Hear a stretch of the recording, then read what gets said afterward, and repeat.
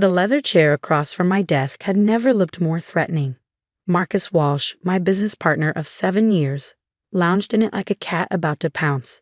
Document folder balanced on his knee, expensive watch catching the late afternoon sun. His smile didn't reach his eyes.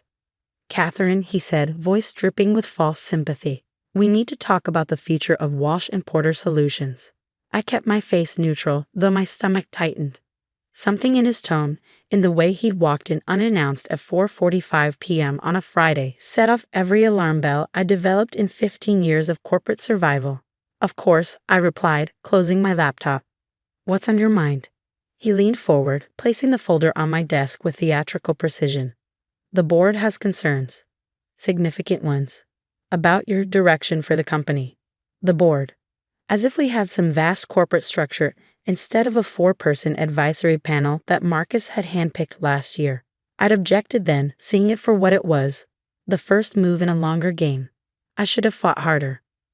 "Interesting," I said, not touching the folder. "Considering our revenue is up 40% since I implemented the new client acquisition strategy." Marcus waved his hand dismissively. "Numbers can be misleading. We're talking about vision, Catherine. The bigger picture." He paused, studying me like a specimen under glass. "The board feels, and I agree, that your approach is too cautious, too traditional." I almost laughed. Cautious. That's what they call building sustainable client relationships and maintaining quality control. Unlike Marcus's approach of chasing quick wins and cutting corners, which had nearly bankrupted us twice before my cautious strategies saved us. "The market's changing," he continued. "We need to be aggressive, take bigger risks. The board has approved a new direction." He tapped the folder. "One that, unfortunately, doesn't include you in a leadership position." There it was, the knife, finally showing itself after months of shadow play. "You want to buy me out," I said flatly. His smile widened. "Smart as always, Kate. Though want isn't quite accurate. This isn't a negotiation." I opened the folder. The numbers hit me like a physical blow. They were offering 15% of my shares' actual value, wrapped in legal language about performance concerns and breach of fiduciary duty. Complete fabrication, but expensive lawyers can make fiction sound remarkably legitimate.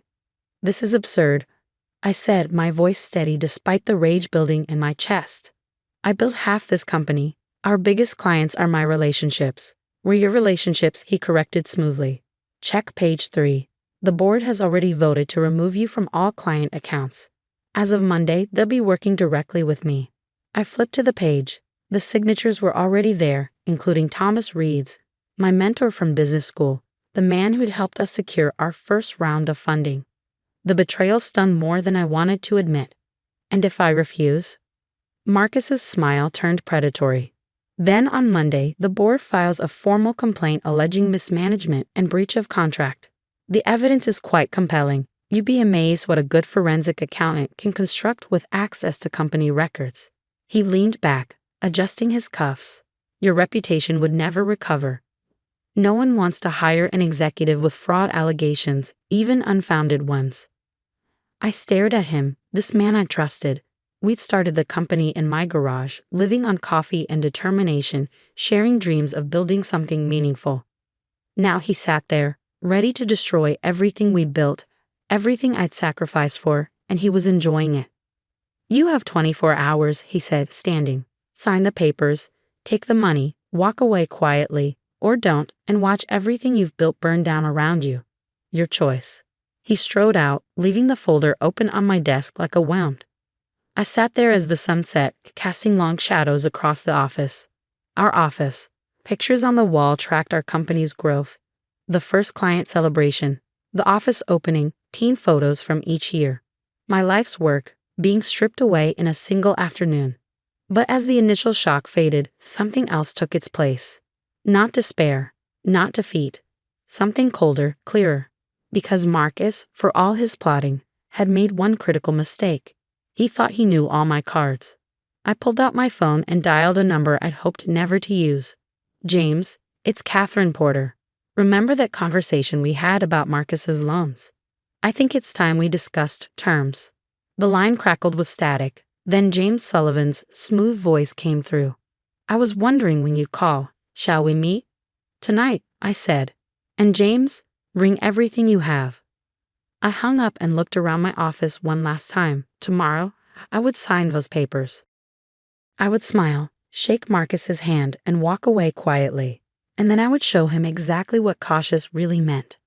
Later that night, in a private room at the Sterling Hotel's restaurant, James Sullivan laid out the full picture of Marcus's secret empire of debt.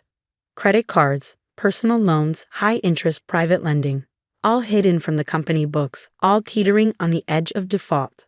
He's leveraged to the hilt, James explained, sliding documents across the table, using company assets as unofficial collateral. One missed payment and the whole house of cards comes down. I studied the numbers, each page revealing more of Marcus's desperate financial gymnastics. How has he kept this hidden? James shrugged. Creative accounting and a lot of different lenders. But they're getting nervous. Word is he's been missing payments. How much to buy all of it? He named a figure that made my throat tighten. Nearly everything I had, including my emergency fund and the money from my mother's estate. But it would be enough. You sure about this? James asked, watching me carefully. Once you start down this road. I thought about Marcus's smirk, about the years of subtle undermining, about how he convinced the board to turn on me. Yes, I said. I'm sure. We spent the next 3 hours working out the details. By the time I left, everything was in motion. In less than 12 hours, I would sign away my visible power in the company. But by Monday morning, I would control something far more valuable, every cent Marcus owed.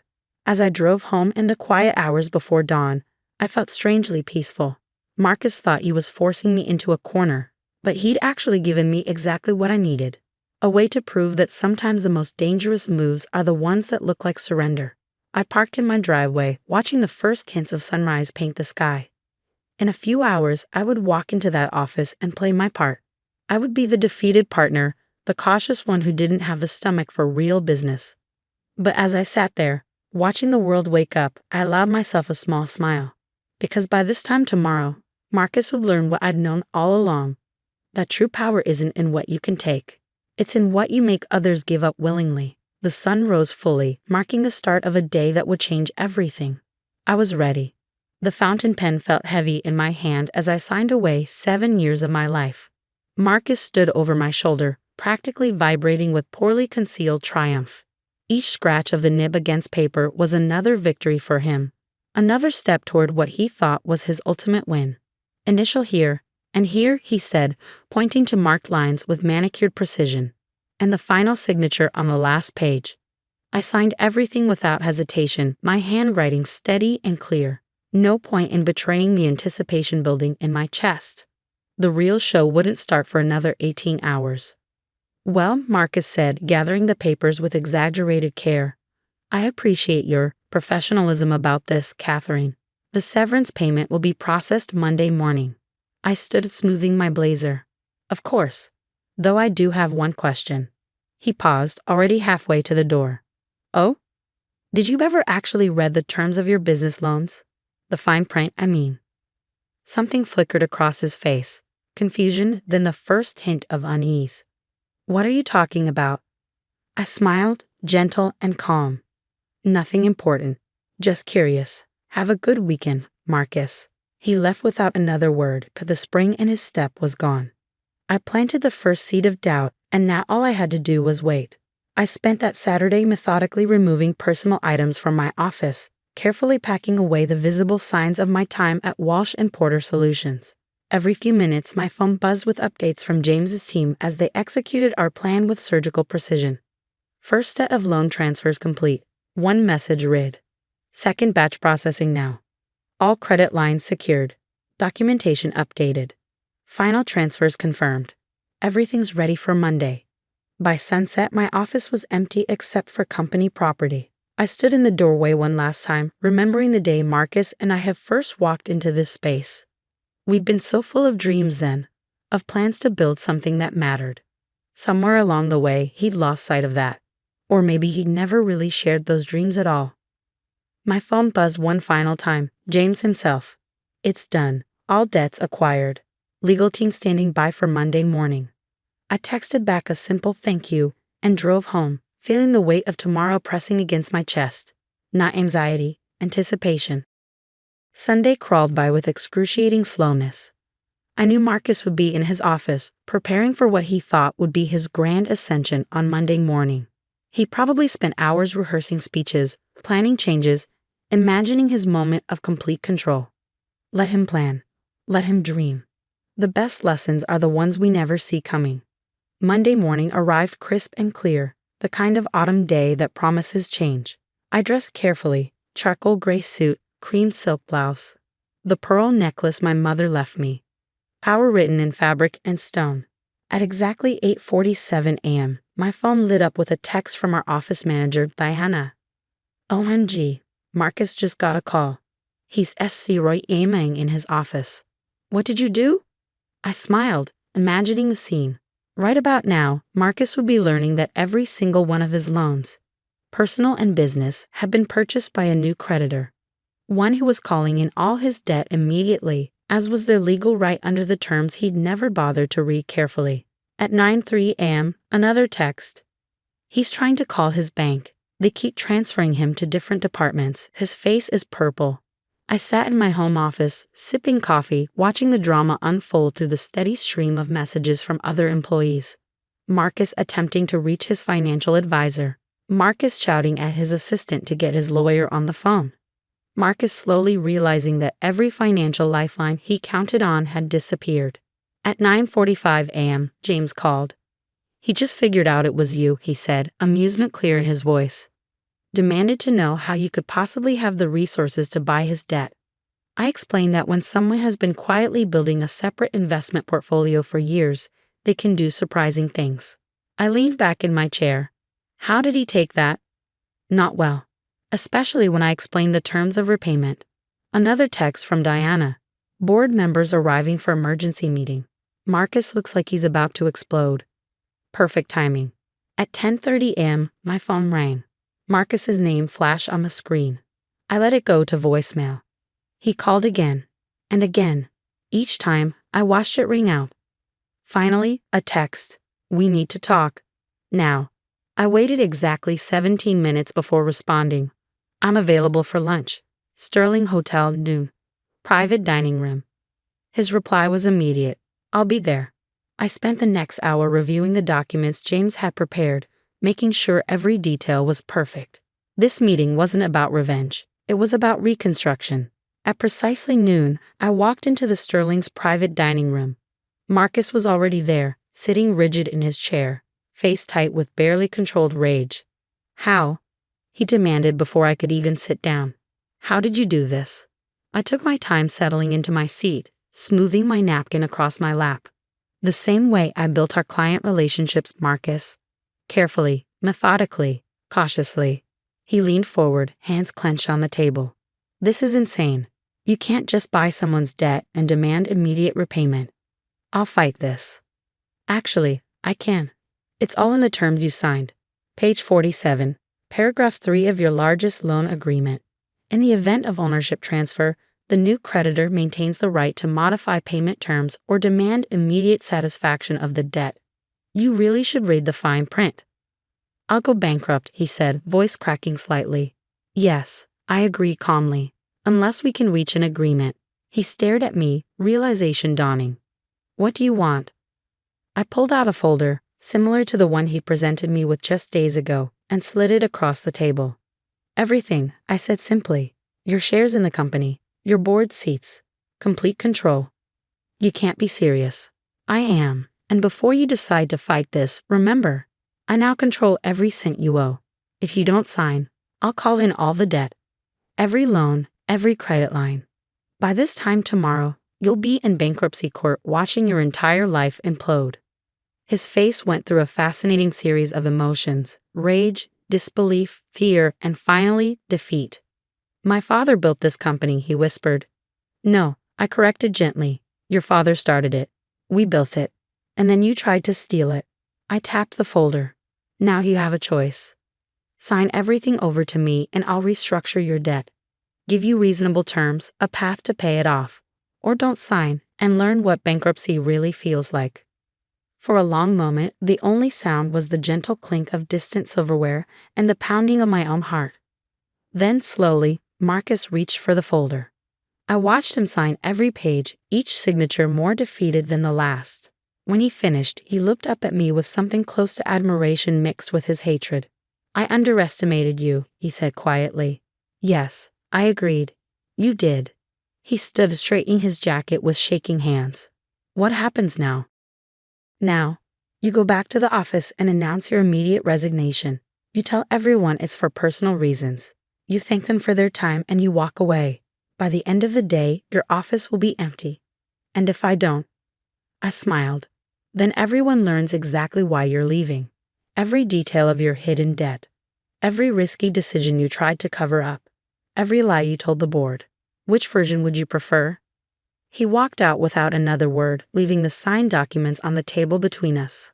I sat there for a long time after he left, letting the magnitude of what I just accomplished sink in. In less than 72 hours, I'd gone from nearly losing everything to gaining complete control. My phone buzzed. "Diana again. Marcus just announced he's leaving. Emergency all-hands meeting in 30 minutes. What is happening?" I stood gathering my things with careful precision. It was time for the next phase, rebuilding what Marcus had nearly destroyed. But first, I had an all-hands meeting to attend. After all, every good story needs a proper ending. The conference room hummed with nervous energy as I walked in.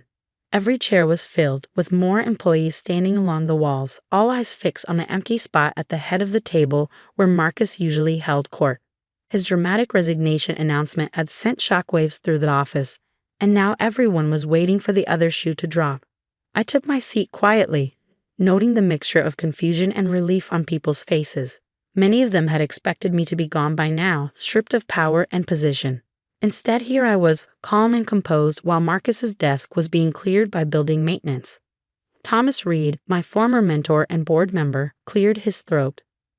"Given the unexpected circumstances, we should discuss immediate leadership transitions and—" Actually, I interrupted smoothly, sliding copies of the newly signed ownership documents across the table. "That's already been handled." The room fell silent as Thomas picked up the papers, his face going pale as he read. The other board members leaned in, their expressions shifting from confusion to shock as they realized what they were seeing. This gives you controlling interests," Thomas stammered. "How did you—" "The details aren't important," I said, my voice carrying clearly through the stunned silence. "What matters is moving forward, and to do that, we need to address the cancer that's been growing in this company." I stood buttoning my blazer with deliberate precision. For the past year, Marcus has been making increasingly risky financial decisions, hiding debt, and undermining client relationships. He convinced this board to support his attempt to force me out, not because I was ineffective, but because I was the only one asking questions about his methods. Thomas wouldn't meet my eyes. None of the board members would. "That ends today," I continued. "I'm dissolving the current board, effective immediately. New members will be appointed within 30 days, chosen for their expertise and integrity, not their willingness to rubber stamp bad decisions." One of the junior board members, Peterson, started to protest. I cut him off with a raised hand. "You might want to check your email before objecting, James. The SEC would be very interested in those trades you made right after Marcus shared confidential company information last month." He shut his mouth so fast his teeth clicked. I turned to address the wider room. "To everyone else, I want to be clear. This is a fresh start. No more hidden agendas, no more politics, no more watching good work get buried under bad leadership. From now on, we succeed or fail based on merit, not manipulation." Diana, our office manager, was the first to break into a smile.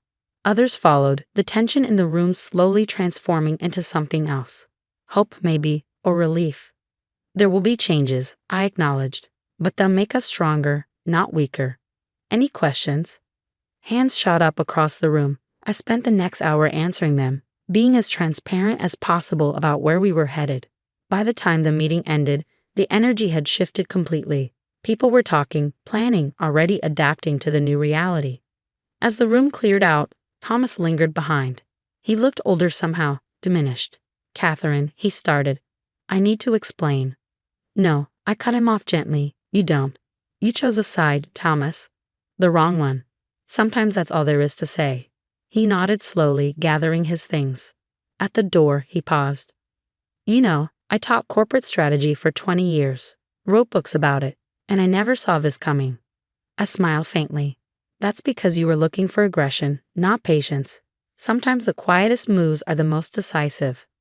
After you left, I sat alone in the conference room, looking out over the city skyline. The same view I'd stared at countless times while Marcus held forth about his grand visions. Now it was my view, earned through careful planning and perfect timing. My phone buzzed. A message from James Sullivan. Just heard from Marcus's lawyer. He's not going to fight the transfer. Smart man, finally. I typed back a quick, "Thank you for everything," and stood, smoothing my skirt. Time to get to work. The next few weeks passed in a blur of activity. I appointed a new board, bringing in experienced leaders who shared my vision for sustainable growth. We conducted a full audit of the company's finances, cleaning up the mess Marcus had left behind. Every day brought new discoveries of his mismanagement, but also new opportunities to rebuild stronger. Client meetings were particularly satisfying.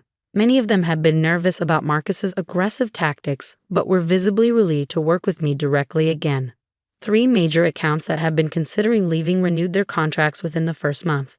One afternoon, about 6 weeks after the takeover, I received an unexpected visitor. Sandra Walsh, Marcus's mother and the widow of our company's founder, appeared in my office doorway. "Do you have a moment?" she asked quietly.